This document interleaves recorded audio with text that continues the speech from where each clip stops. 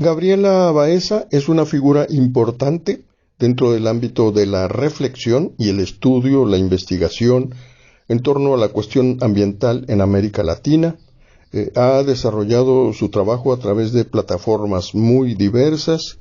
Hoy radica en Cancún y pues desarrolla desde allí una labor que busca lo global. Su punto de vista es estrictamente crítico, es una promotora del pensamiento relacionado con la basura cero y bueno, pues esta es la entrevista con Gabriela Baeza. ¿En qué consiste y cuáles son las bases del proyecto Cero Basura? El proyecto Cero Basura es mi iniciativa personal para dar a conocer el movimiento internacional Zero Waste en México y América Latina. Lo que busco es que las personas tengan herramientas para tener un impacto real en la protección medioambiental, es brindar herramientas para que la gente sepa que sí, tenemos una crisis ambiental muy fuerte, estamos en un momento crítico en el planeta, pero existen alternativas, existen soluciones y tú eliges de qué lado estar. Si quieres estar del lado de las soluciones, si quieres ser parte del cambio, tú debes ser el cambio que deseas ver en el mundo. Entonces, Proyecto Cero Basura busca empoderar a las personas para tomar acción para proteger al planeta. ¿Cómo funciona esta estrategia que está en el centro de tu propuesta, que se llama las 5 R's? ¿Cómo se podría describir de una manera muy sencilla? Las 5 R's es como la base fundamental del estilo de vida. Yo ya había escuchado las 3 R's, ¿no? De la ecología, pero las 5 R's van mucho más allá. Ellas son una guía excelente para adoptar el estilo de vida. Considero que las 5 R's, la primera vez que la escuché, la estrategia fue de parte de la creadora del estilo de vida, la francesa Bea Johnson.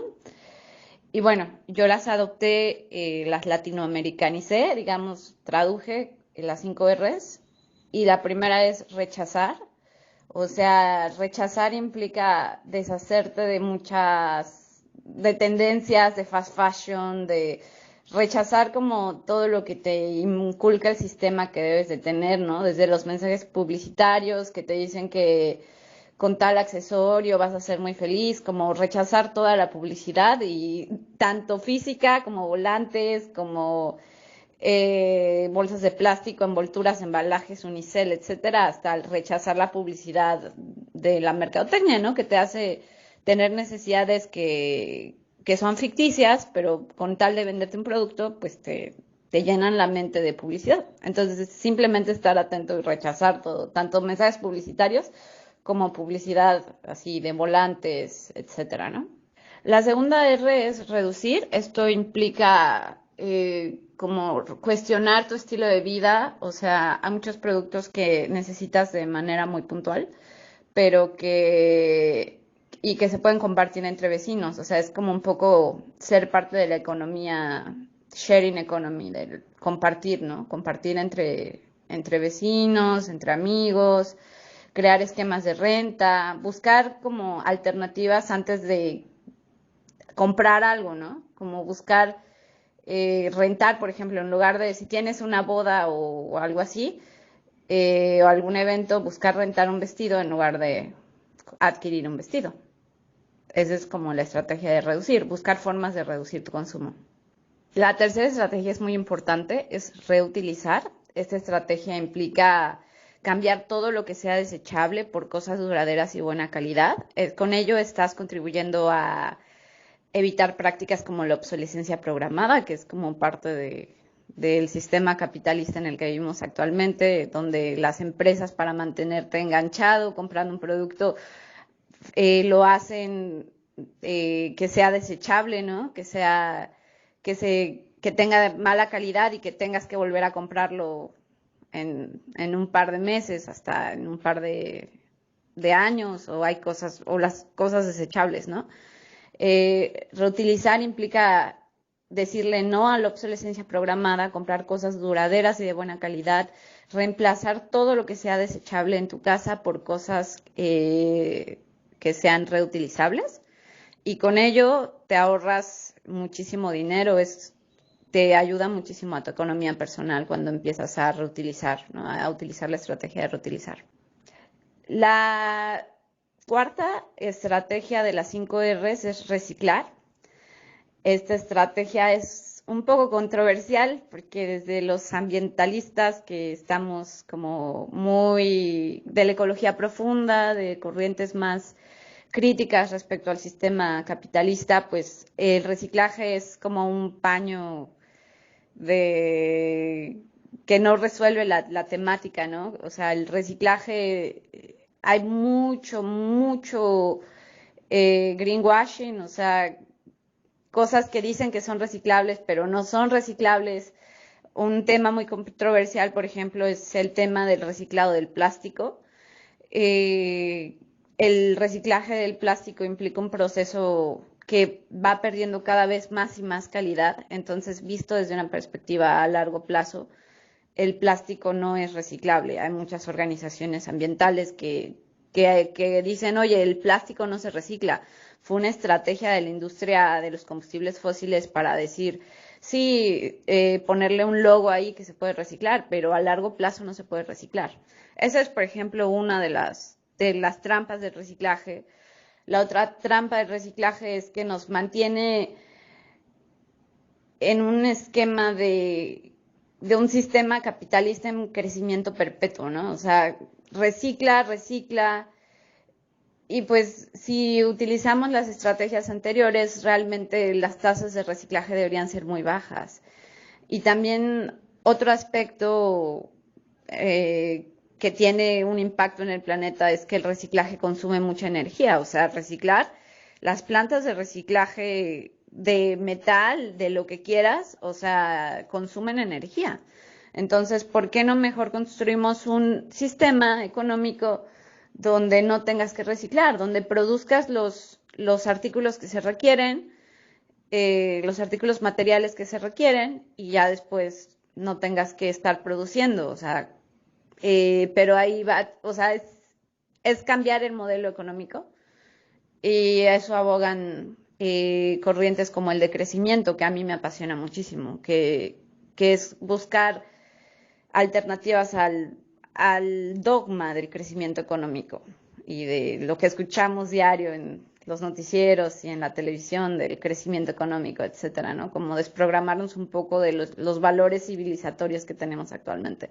Bueno, la última, reincorporar, esto es la estrategia de simplemente regresar los residuos que te quedaron, los residuos orgánicos que quedan después de establecer las otras 4 Rs, y regresarlos a la naturaleza. Esto se puede hacer a través de una composta, que tú puedes hacerla desde tu propia casa, si tienes el tiempo, o si no, buscar que en tu localidad o lugares, huertos urbanos, etcétera, ¿no? Donde estén llevando a cabo proyectos de ese estilo, de compostas, pues ya lo llevas los residuos que te quedaron y ya se reincorpora a la naturaleza. Todo es un ciclo cerrado, entonces no tienes ningún impacto medioambiental. Y bueno, aquí a mí personalmente me gusta dejar claro que a mí me gustan más los proyectos comunitarios, más que como pensar que individualmente haciendo una composta. Yo ahí tuve problemillas con mi composta, entonces a mí me gustan más los proyectos comunitarios, los proyectos a más gran escala, como sucede en la Ciudad de México, donde tienen una planta de composta que funciona muy bien. Entonces, en general, yo abogo más por esos proyectos que por las acciones individuales.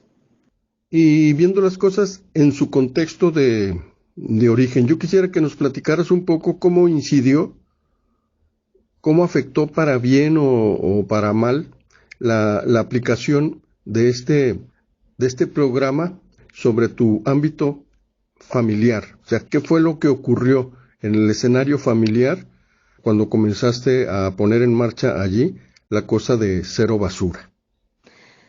Ahí entró primero mi super emoción, ¿no? De cuando inicié el proyecto me cambió la vida. O sea, para mí fue, estoy tan agradecida de haber conocido el movimiento Zero Waste porque me cambió la vida, ¿no? O sea, realmente yo siento que es un movimiento hermoso que todo el mundo debería de conocer, que todo el mundo debería de llevar a cabo.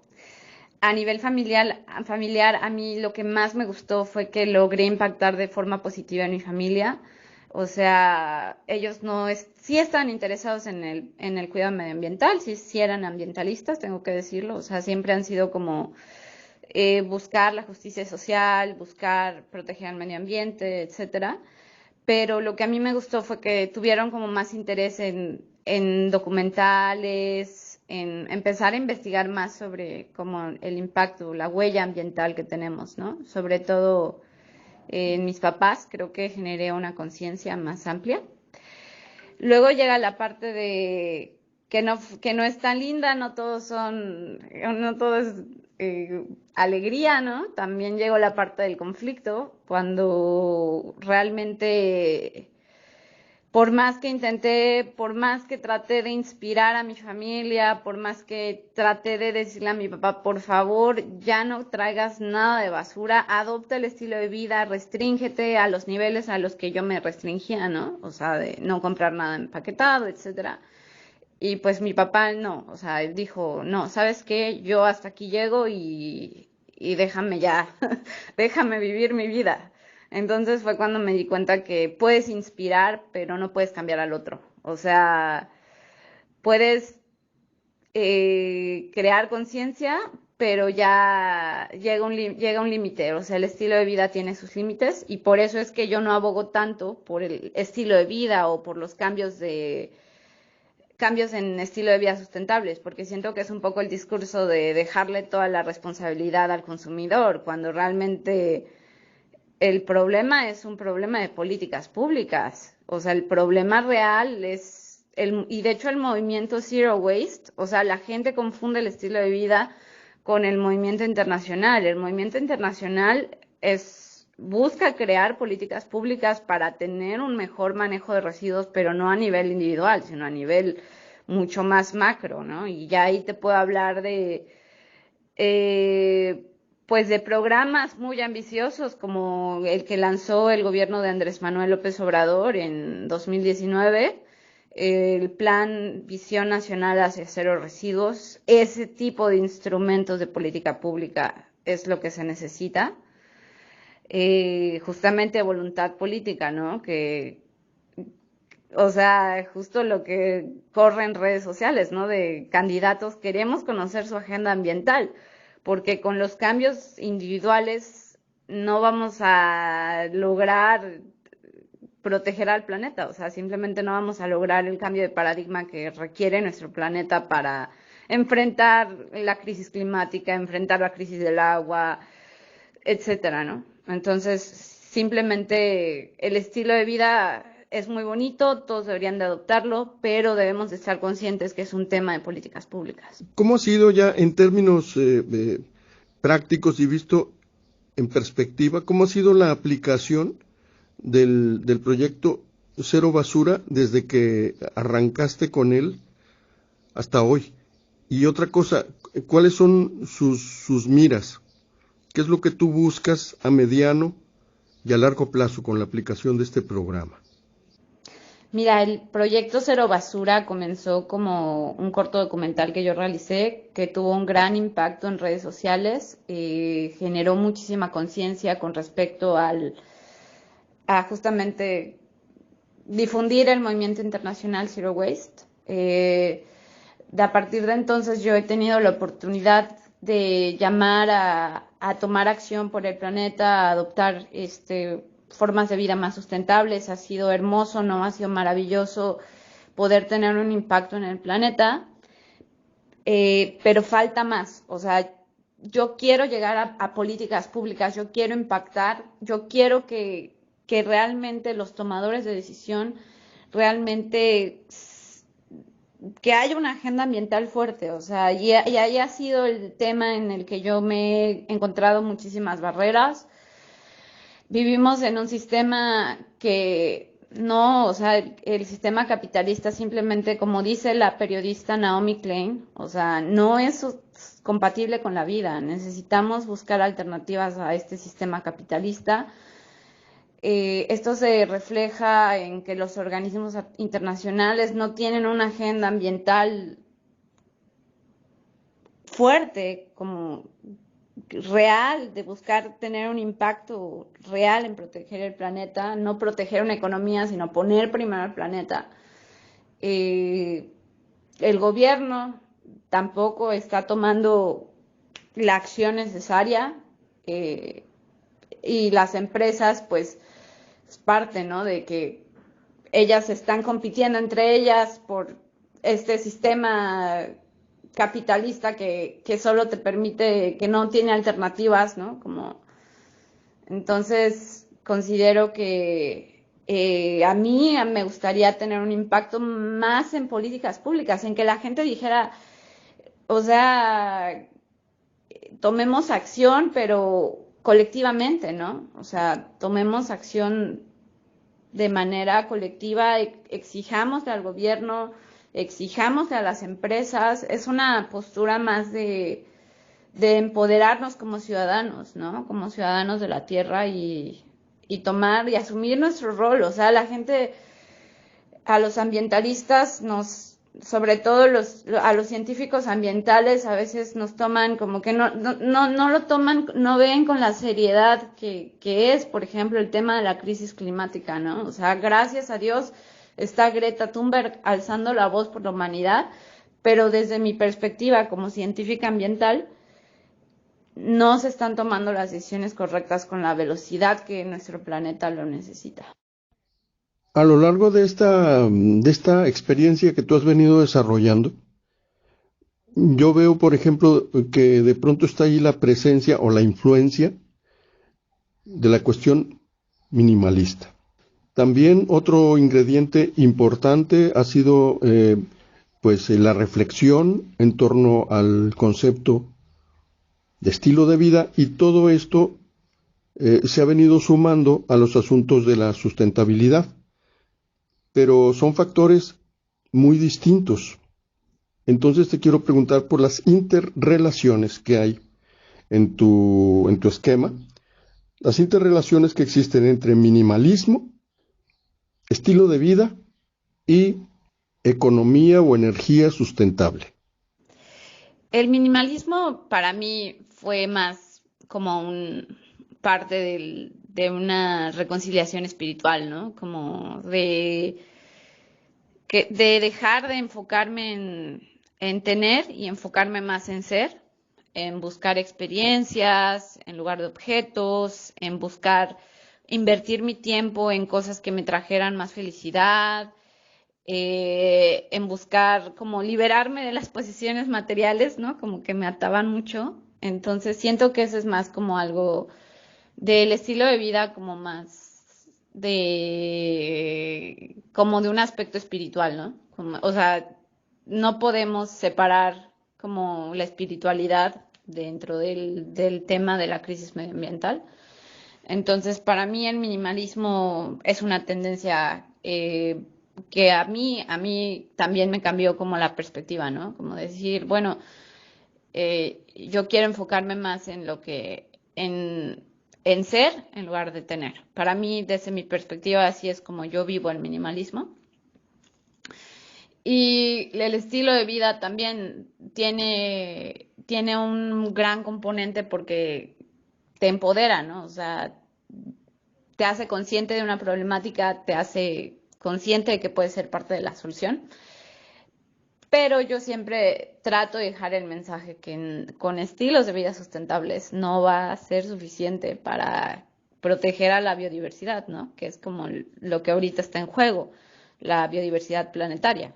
Eh, entonces, o sea, vivimos en un momento crítico de la Tierra, donde si no tomamos las acciones reales, realmente estamos poniendo en juego el futuro de las generaciones venideras, ¿no? Entonces, yo siempre trato de dejar el mensaje que está padre que todos adopten estilos de vida sustentables, pero no es un buen lugar para quedarte, o sea, necesitas involucrarte en la toma de decisiones de tus gobiernos.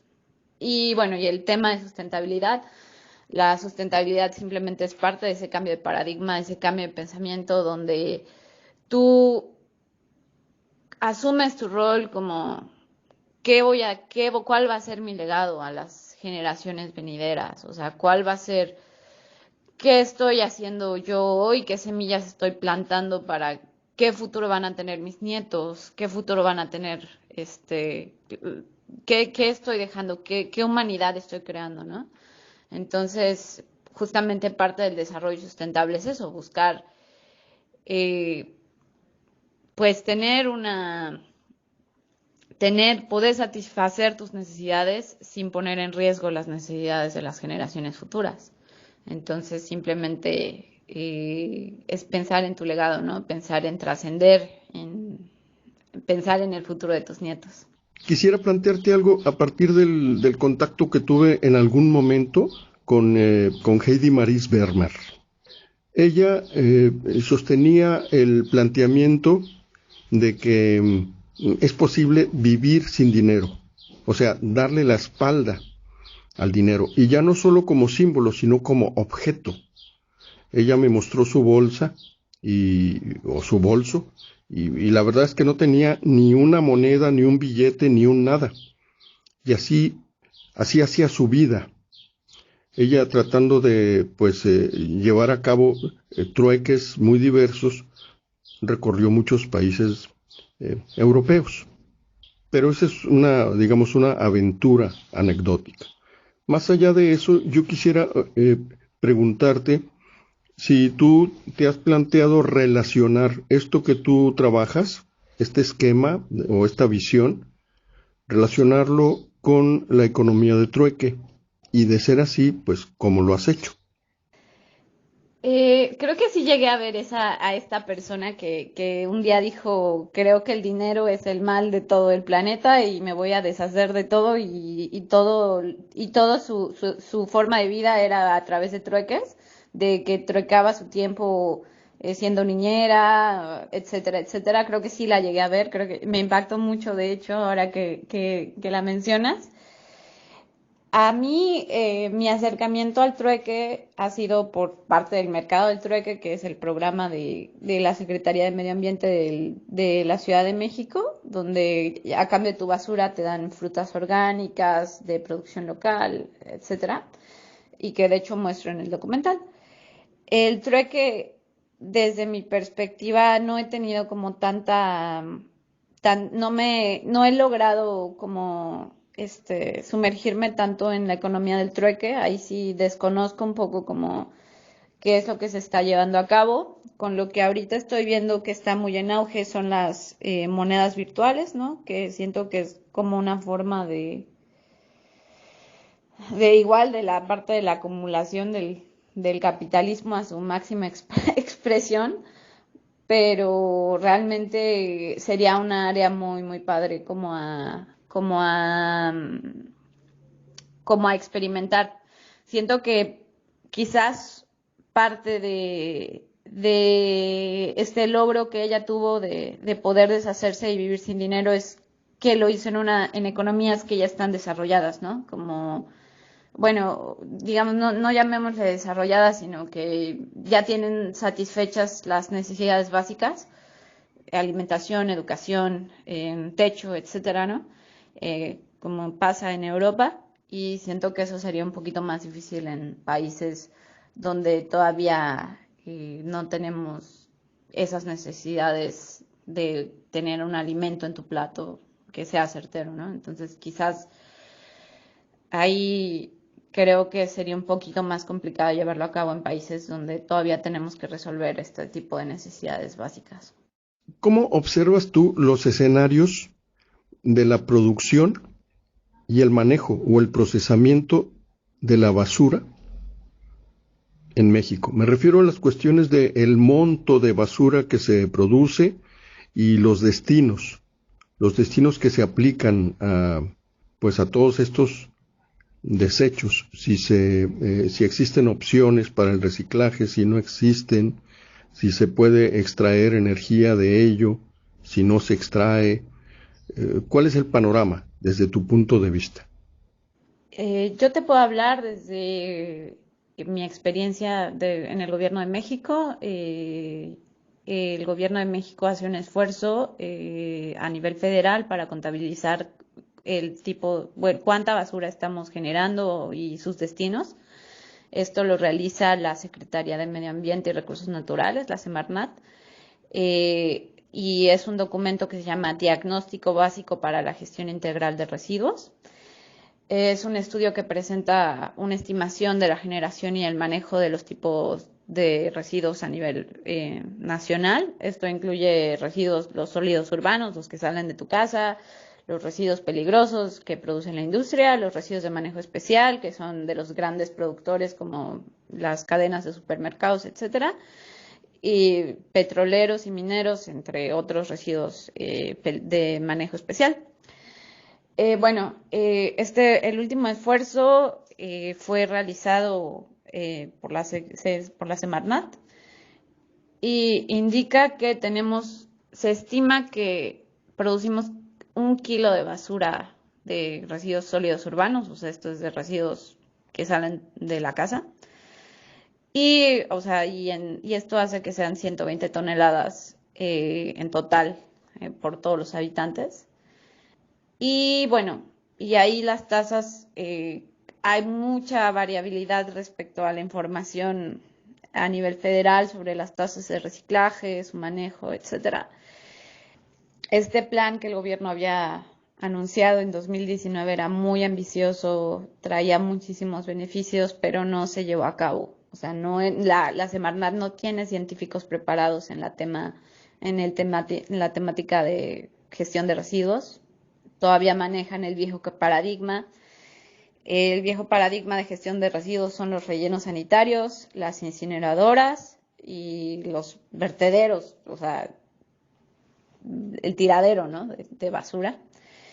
Es muy triste, es un tema que el gobierno se tiene que decir, o sea, el gobierno de Andrés Manuel abandonó, no hubo presión pública para decir rescatemos este programa tan ambicioso que tiene un gran impacto en el planeta y sobre todo en la mitigación del cambio climático, en establecer estrategias para mitigar el cambio climático. La organización Greenpeace, entre otras organizaciones, estuvieron ahí tratando de que el gobierno retomara esta visión nacional hacia cero residuos, pero también hacían la crítica que tenía el componente de obtener energía de la basura. Yo aprovecho este espacio para generar conciencia que no obtener energía de la basura es una pésima idea, es de las prácticas a nivel internacional más dañinas para la salud pública. O sea, en principio hablemos, por ejemplo, de la incineración, ¿no? Que es como una parte de una tecnología que ya está muriendo en Europa, que está muriendo en muchos países, y pues que se busca implantar aquí porque no se confía en que la gente puede separar, puede reciclar, que las empresas pueden apostar e innovar sus procesos. Entonces simplemente es como vamos a deshacernos del residuo. Esa es una práctica que genera un grave problema de salud pública. Otra práctica es las tecnologías como el coprocesamiento. Esto es los residuos, ciertos residuos, tanto de manejo especial como residuos sólidos urbanos, son enviados a hornos cementeros para que ahí en el horno cementero, en el clinker, en el proceso mismo de generar cemento, pues te deshaces de esos componentes, pero esa es una práctica que está creando un problema igual de salud pública enorme y eso lo puedes ver en el estado de Hidalgo, donde hay un problema de salud pública, de tasas de cáncer, mortalidad cerca de las cementeras. Entonces, tampoco es una buena práctica. El coprocesamiento no es una buena práctica, no es una práctica sustentable, es una práctica muy dañina para la salud pública. Y la tercera es obtener energía a partir de biogás con los residuos sólidos urbanos. Sin embargo, obtener energía, el sustrato de biogás de la basura, de los residuos sólidos urbanos, o sea, tu basura no es un buen sustrato para obtener energía. O sea, yo visité plantas, tuve la oportunidad de visitar plantas de biogás en Berlín, de las más avanzadas. En Alemania tiene una historia muy padre con el biogás, pero el residuo sólido urbano no es un buen sustrato. Hay otros sustratos que son mejores para el biogás, pero los residuos sólidos urbanos no lo son. Entonces, es mucho mejor para el clima prevenir el desperdicio de alimentos, buscar generar la menor cantidad de basura de residuos orgánicos antes de pensar en obtener biogás de los residuos, sí, de los restos de comida. No son un buen sustrato. Pero ahí entonces necesitas un cambio de paradigma, necesitas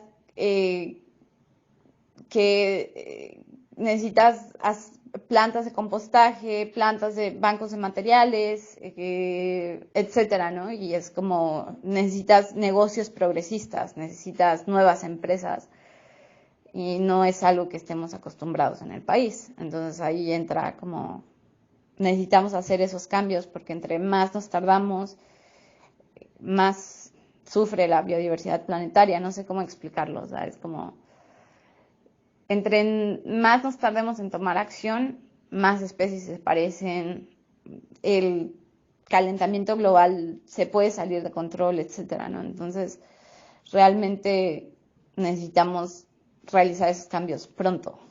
Y a toda esta crisis ambiental que hemos venido viviendo en las últimas décadas, vino a añadirse la cuestión de la pandemia, que trastocó la vida cotidiana pues de muchísimos países, incluido México. Te pido tu punto de vista respecto a las interrelaciones que existen entre pandemia y cuestión ambiental en nuestro país. ¿Cómo han sido estas relaciones? ¿Cuáles son los problemas principales que ha generado esto? ¿Y qué clase de soluciones se han ensayado o no se han ensayado? Hay una ambientalista que yo admiro mucho, se llama Jane Goodall. Ella es como una de las estudiosas de la dinámica de los chimpancés a nivel internacional.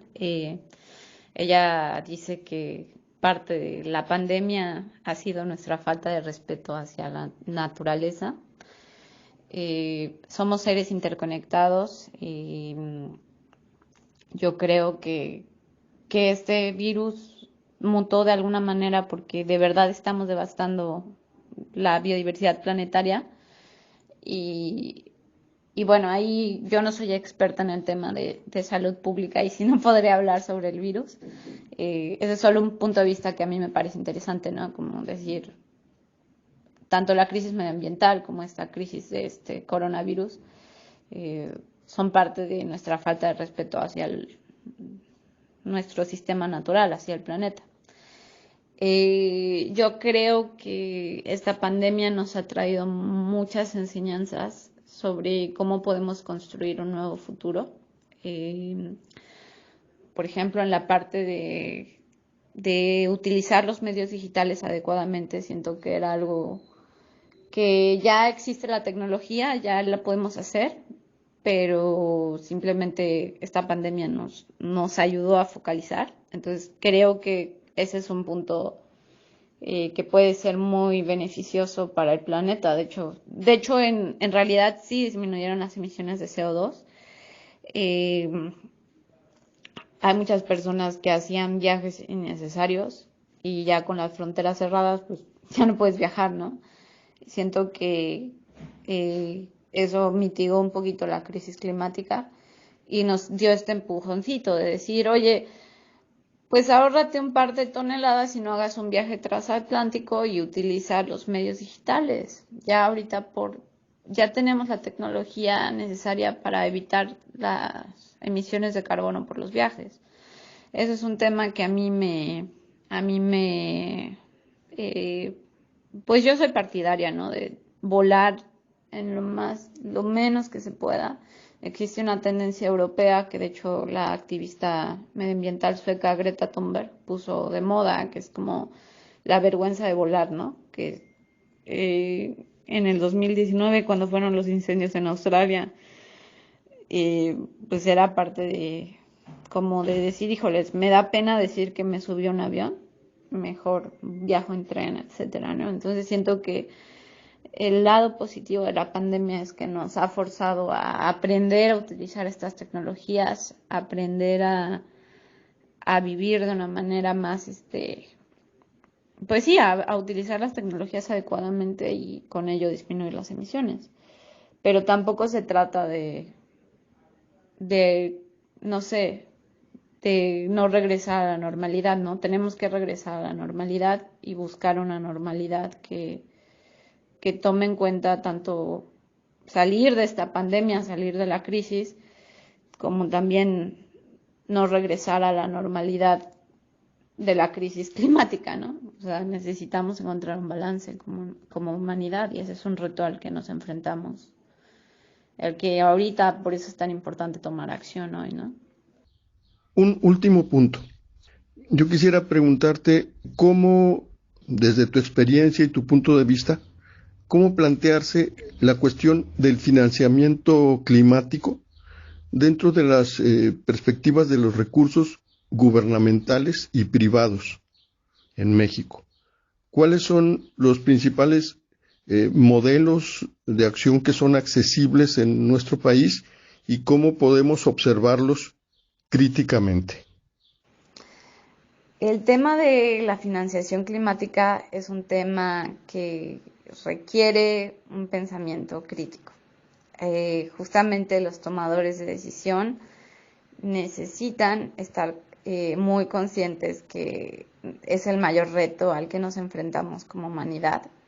Y desde mi perspectiva, con mi experiencia en mi trabajo en organismos de cooperación internacional,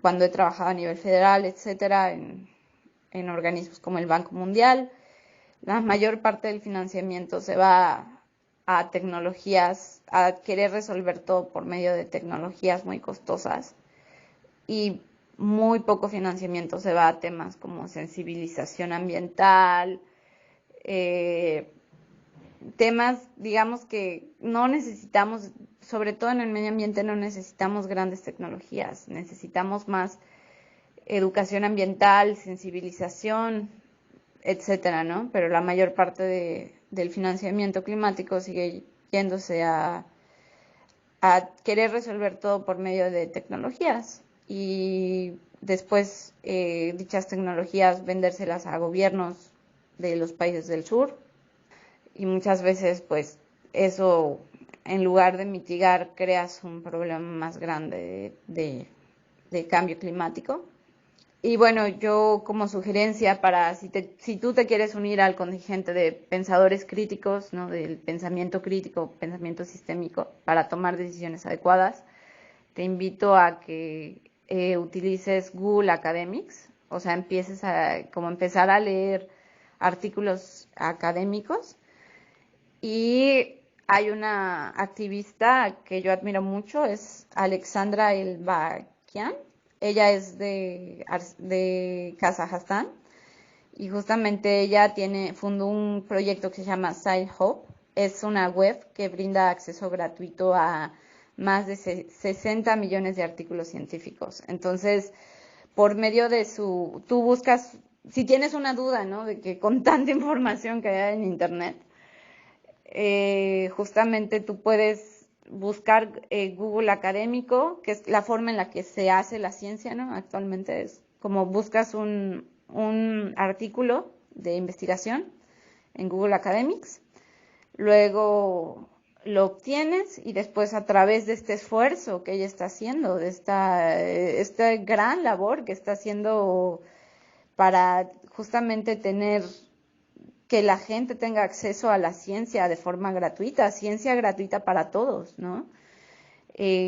Justamente usar la plataforma de SciHub y ahí puedes descargar gratuitamente todos los artículos.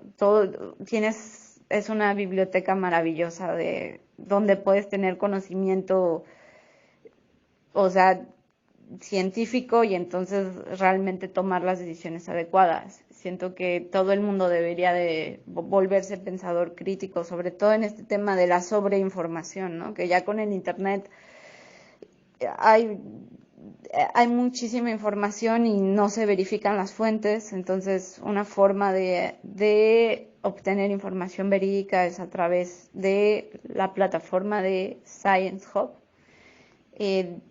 y este trabajo tan admirable que está realizando esta activista Alexandra de Kazajstán. Gabriela Baeza, muchas gracias por esta oportunidad, gracias por esta entrevista. A seguir adelante con el activismo, con la reflexión, con la investigación y mucha suerte. Hasta pronto.